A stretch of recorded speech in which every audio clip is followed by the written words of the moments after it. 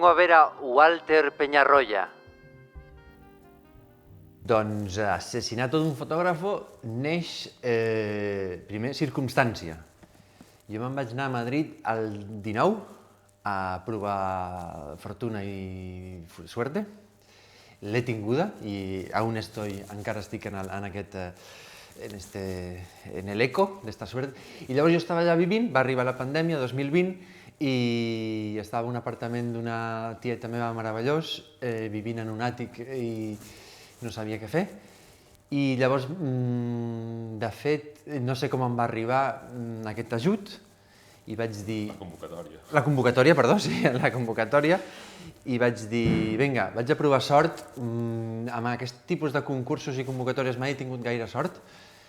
I vaig dir, vinga, vaig a llançar una proposta que mai faria jo per pròpia voluntat, un gènere negre, em posa un problema molt gran, i si toca, bueno, ja m'ho pensaré. I llavors ho vaig enviar una proposta així com molt extrema, que jo mateix era un desafiament per mi. I efectivament, llavors va sortir la proposta i va sortir el text, vaig rebre l'ajut i vaig escriure des del setembre del 2020 fins al gener, i llavors des d'allà vaig començar a enviar el text, va agradar de seguida a la Beckett, a tota la plana major i la plana menor i a tothom. Normalment jo sovint envio els textos a gent que confio, i un d'ells sempre és el Ferran, i el Ferran va llegir el text i llavors, bueno, no sé si la idea estava per allà, no? I llavors la Beckett es va animar a muntar, es va animar a...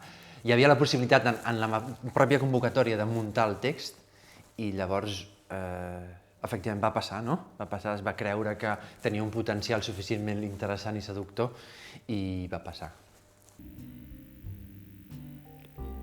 Pertenece usted a la eterna raza del detective y eso me emociona.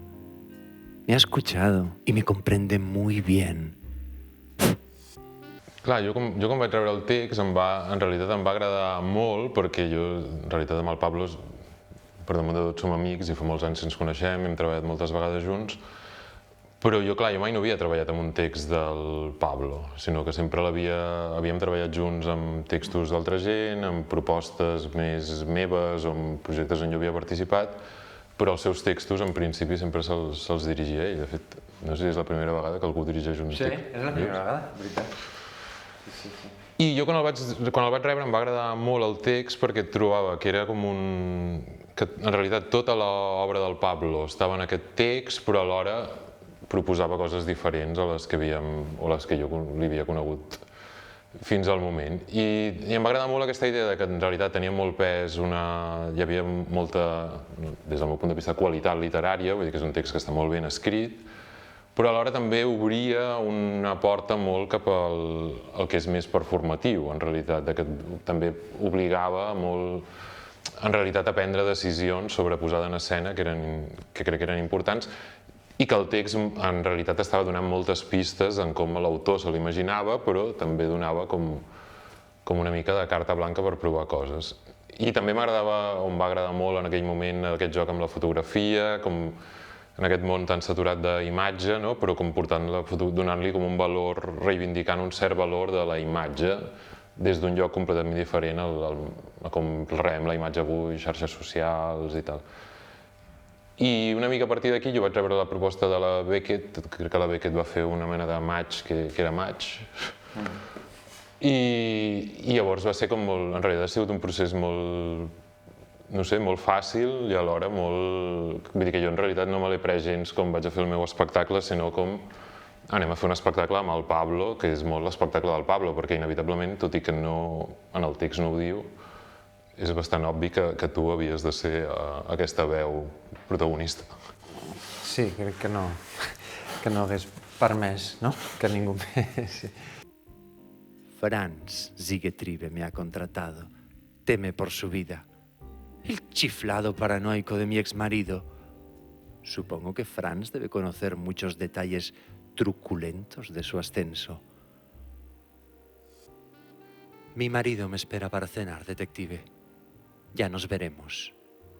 No lo dudo, señora Raffles.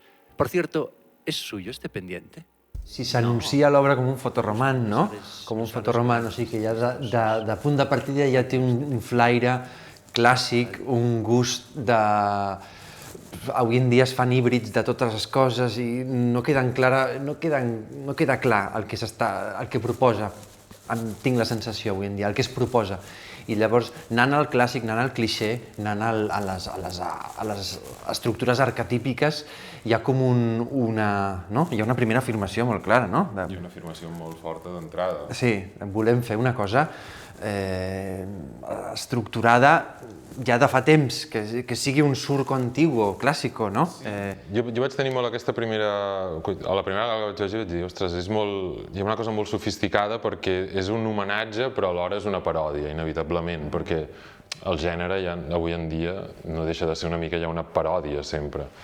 I crec que en tot això, i a mi també em va fer entrar en un món que jo no soc un gran coneixedor ni del cinema negre ni de la literatura, que jo crec que tu sí que et vas imbuir bastant a l'hora d'escriure el text. Vull dir que sí que he vist pel·lis, he llegit alguna novel·la, però no és ni... no sé, no em dedico bàsicament a llegir aquestes coses. I també per mi ha sigut com un descobriment de tot el gènere, de com funciona, de la història del gènere, de l'evolució de la figura del detectiu, de les variants, no? Vull dir que a mesura que anàvem també durant el procés no anàvem dient, home, això és un... Vam anar trobant com termes, com específics, de dir, això és més hard-boiled, això és més... Who done it? Que és la típica història de qui ho ha fet, i per tant, on el detectiu es va trobant amb una sèrie de sospitosos i al final hi ha un moment de reconeixement, de dir, bueno, ara els ajuntem a tots, aquesta cosa molt Agatha Christianiana, però que també té, no sé, vull dir que ara que està molt de moda també, segueix avui en dia, no? Amb el... Knives Out. Sí, Knives Out, també era com una pel·lícula, la primera, la segona no ens ha agradat tant. Tothom té una relació molt íntima i molt personal amb això, sigui amb Agatha Christie, amb Poirot, amb Humphrey Bogart, amb pel·lícules clàssiques de Howard Hawks o el que sigui. Tothom té una relació, mira, això m'encanta, sempre he tingut, a una etapa de la vida sempre he mirat o sempre no sé què. O sigui que és un gènere que inevitablement genera molta addicció, perquè evidentment el recorregut del detectiu o de la trama és un recorregut de desvelament, de treure capes, de veure la veritat, i és una cosa que sempre és molt atractiva per tothom. I que a més té aquesta cosa com que crec que encaixa molt també en com tu has construït l'obra, de que en realitat sempre hi ha una càrrega com de crítica cap a la societat, d'una manera més o menys, no? Per això en realitat és un gènere que neix molt després, gairebé cinematogràficament després de la Segona Guerra Mundial, i aquí també hi és, d'una manera molt bé, que hi ha una visió crítica sobre la contemporaneitat, sobre el nostre món d'avui en dia, com funciona, a partir d'aquesta figura com arquetípica que potser sembla una mica com d'un altre temps, però que arriba avui en dia, aquest que nosaltres diem que és un detectiu poeta, en realitat, que ens agrada molt també amb aquesta idea de los detectives salvajes, o que fins i tot és com algú que ve d'un altre món a portar, a il·luminar-nos d'alguna manera. Así cumplo el sueño de la ciudad, que es el sueño de la gente. Vaya, señora Raffles, no me imaginaba eso detrás de su estreñida fachada pública. Somos gente quejica y acusica. La foto és central, o sigui, nosaltres el principal problema que teníem al principi és de dir, ostres, ens ho imaginem, però qui ha de fer aquestes fotos? No ho teníem gens clar. També ens vam plantejar si s'havien de fer aquestes fotos, o havien de ser fotos que ja estiguessin fetes, però ens vam animar a buscar i vam estar com pensant en gent i la Noemi, jo la conec perquè ha fet moltes fotos d'actors, per tant ha fet moltes fotos d'amics, i a part hem treballat un parell de cops en projectes que ella ha fet les fotos, i la Sílvia, que va ser com la Sílvia de l'Anyó, que ens encanta a tots, crec, sí que va ser la primera persona que vam dir, ostres, ens agradaria molt que la Sílvia estigués en el projecte. I la Sílvia de cop va dir, la Noe té fotos molt xules, però les fotos que normalment no li veiem, que ella les coneixia em sembla per Instagram, o quan la Noe fa viatges i tal, fa moltes fotos, i vam dir, podria ser alguna cosa així? I vam dir, ostres, em sembla com que encaixa molt bé també amb aquesta estètica que volíem que fos com O sigui, no teníem ganes de fer una cosa com d'època, però tampoc no volíem que fos com estrictament contemporània, no? Que xoqués. I no sé, jo vaig trucar a la Noé i li vaig explicar, i de cop la Noé es va sumar al projecte molt ràpid. Amb ella per nosaltres era molt important que qui fes les fotos les fes en analògic, no en digital, i quan li vam dir això, ella va dir, hombre, mai no m'havia passat mai que algú volgués que fes 100 i pico fotos en analògic per un projecte. I entusiasmada ella de poder portar su arte d'una manera diferent, no per buscar resultats immediats per una persona, no, sinó jugar amb la fotografia, o sigui, que la fotografia fos una aventura, fos una creació artística realment... La veritat és que es va enganxar molt la Noé en aquest primer moment d'això, llavors vam començar ja a parlar més amb la Sílvia i la Noé, que la Sílvia sí que estava més des del començament, i vam començar a buscar la resta de l'equip, que en realitat també són tots amics i gent amb la que ja hem treballat abans.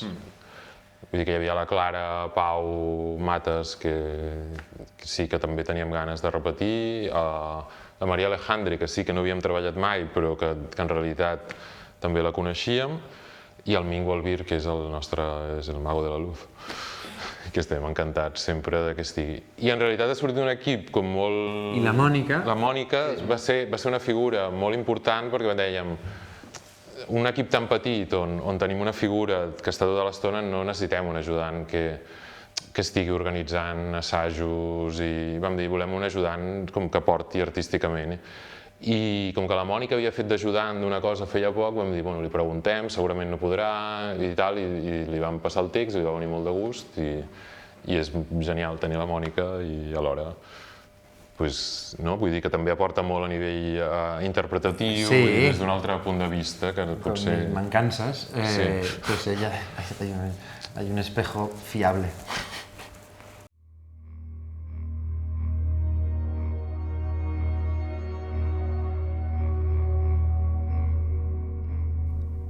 Otra vez en la escena de un crimen. Otra vez me siento aprendiz de inmediato. Todos estos indicios llamándome.